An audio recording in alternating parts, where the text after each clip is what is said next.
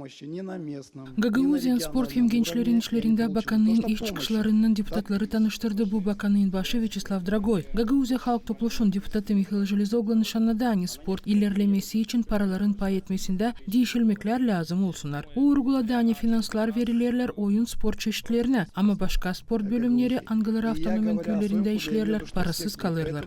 Я хотел попросить, чтобы вы провели анализ по всем населенным пунктам.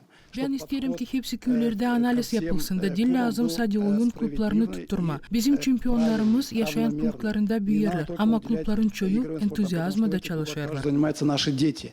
Депутатлар gençlik politikasını da deydiler. Gagauziya Halk Topluşun başın yardımcısı Georgileyçi sordu. Niçin автономияда gençlerin parlamenti işlemir?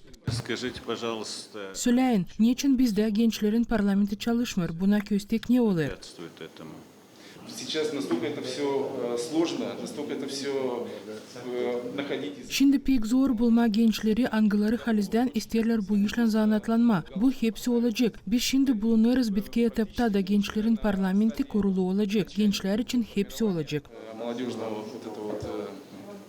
Поэтому все это будет. Sesleyip Gagauziyan sport hem gençlerin işlerinde bakanın başın haberlerini iş çıkışlarından bağlı deputatlar aldılar onları hesaba.